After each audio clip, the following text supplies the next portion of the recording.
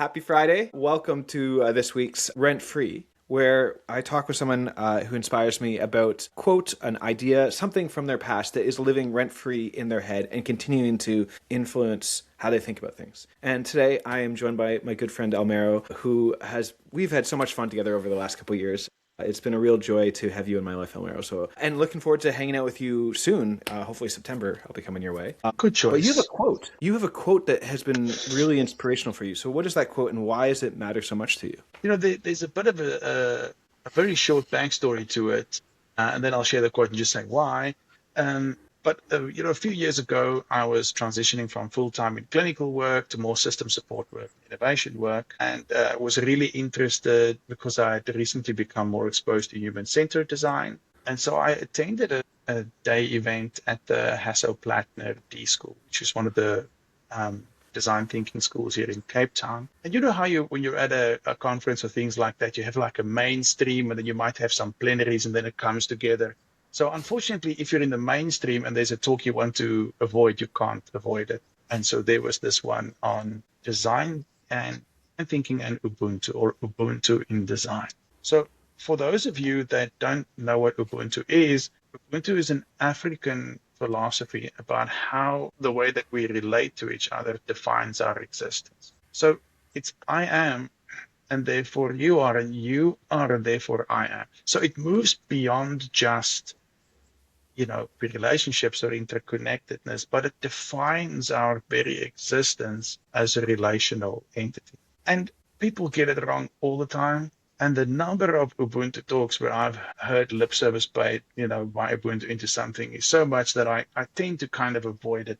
But here we had one that I couldn't avoid, and I'm so glad that I couldn't avoid it. And so there was a gent called Mugendi M'RITHAA. So Mugendi is an African design academic that splits his time between various countries. And he had some reflections on Ubuntu and also some reflections on maybe selected Western philosophies. And so he was talking a little bit about I think, therefore I am, and contrasting that with I exist and you exist and our existence defines each other. And he reflected on his own understanding of Ubuntu and saying how much he loved and respected it, but how maybe it was a little bit passive in a world where we really need action. And to which he said, and this is the quote that now lives rent-free in my head, which is, for him, a useful reframing of Ubuntu is to say, I participate, therefore I am. And ever since hearing that, I think about it at least once a day, at least once a day. And it has such universal applicability. So from a very personal sense, I'm paying a little bit more attention to my health at the moment, trying to lose a little bit of weight. And so in that journey, I've had to ask myself, am I participating in this or am I spectating? And how does that define who I am? In my relationship with my kids, in my relationship with my wife, in my relationship with my neighborhood, am I participating or am I just spectating? And then in my daily work, which is about, I have the best job description in the world. My job is to make it easier for good people to do good things, particularly in a public health context in South Africa.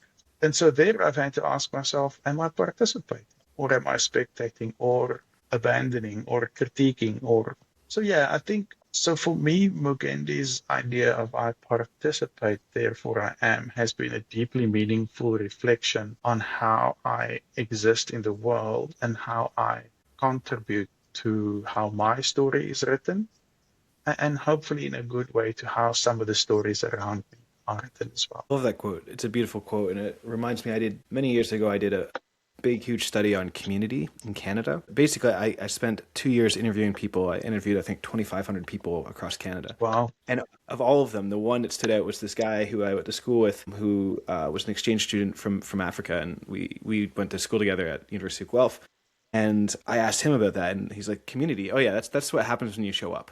Such a simple definition, but it's this idea of participation, right? You participate. I actually want to sort of dig a bit into that, though. What does participation, it's a beautiful quote, and participation is doing the heavy lifting in that quote. What does that mean to you to participate? It's a really good question because it's one of those things that I'm very clear about what it means in my heart, but it's not always that easy to articulate to people, especially when something really connects with you. But I think for me, Participation is the difference between passive observation of how the world unfolds and active participation in how the world unfolds. And that doesn't have to be a good or a bad thing. The degree of participation would be value neutral.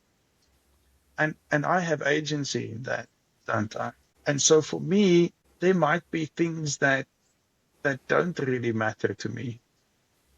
And maybe I shouldn't be too involved in that. So maybe, and each of us listening to this can think maybe of aspects of our life or our history where we've been involved in stuff and doing stuff where maybe we could have made a different decision. So sometimes I participate, therefore I am, to me, means places where I shouldn't really be participating because that isn't part of who I am or who I want to be or how I want my influence in the world to play itself out. But it also means to me that, there might be things that do matter to me that I'm not really involved in.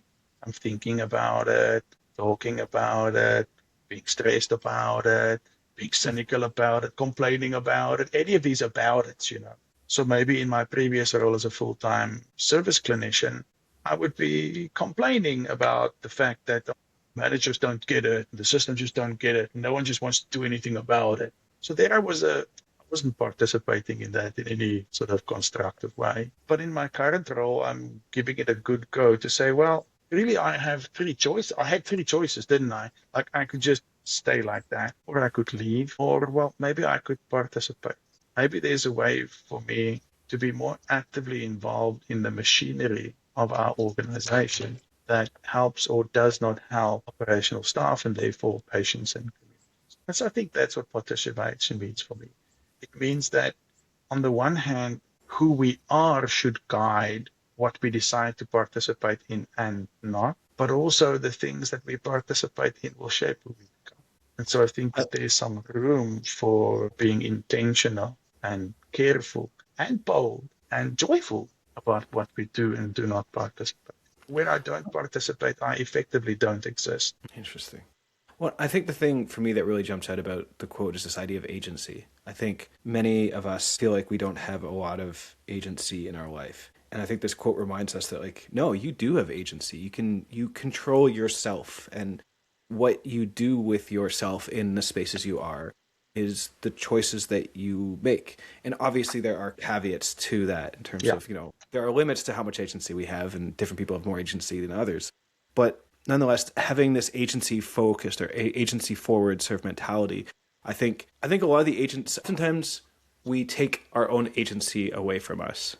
And yeah, we have way more agency than we might expect us to have. So this reminds us of that. And the intentionality over where we put our agency, I think, is another sort of really thing I love about the quote and the way that you've made it real. Yeah. Thanks so much, Almero.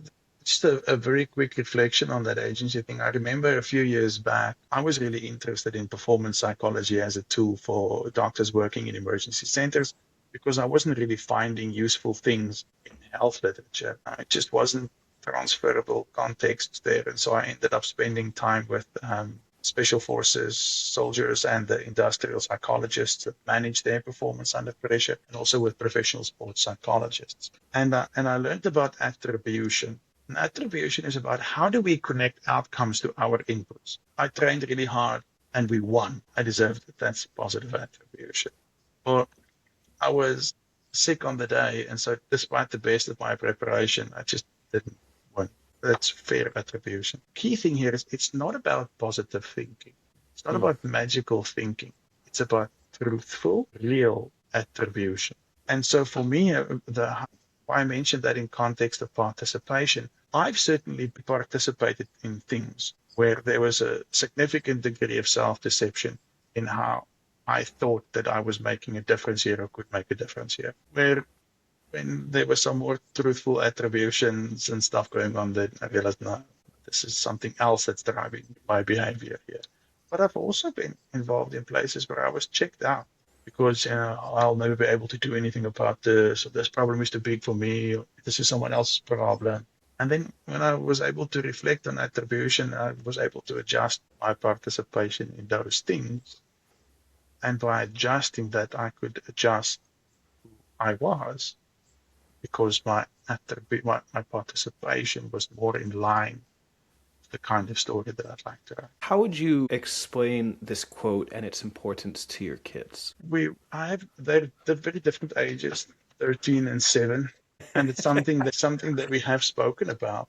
The way that I try and explain it to them is just to say, you should think about what matters to you. And you should also feel what feels like it matters to you, intense feelings. And when you're feeling intensely that something matters to you, you should also think about whether this is just this matters to me feeling. My friends think we should all wear expensive shoes, but now it really matters to me. Is it just feeling that this matters, or does it really matter? And you can talk to mom or dad or uncle or grandma about this feeling or this thought that you're having to help you understand that. And so that's the one thing that we try and talk about is, I guess, deeper understanding about assigning meaning and understanding meaning and feelings and thought around meaning. And then secondly, saying this, well, if something really matters to you, the right thing to do is to do something about it or with it or to it, not to wait for it. And to tell yourself, well, I can do stuff and make stuff happen. And again, if you need help, talk to mom, talk to dad, talk to grandma, talk to that. So that's, I think it's a journey. But I think if my kids can be discerning about what matters and listen to how they feel about stuff as a really important herald of that, but not the arbiter or the determinant of that. So if my kids can have a healthy relationship with reflecting on what matters or not, and then if my kids feel comfortable to do something about stuff that really matters, well, then I think that they're going to live good lives, and that would make me very, very happy. Well, thanks, Almero. Now this is going to be living rent-free in my brain too, so thank you for that. Awesome. Awesome. Thanks so much, Almero. It's a big pleasure. Thanks, Derek. All the best.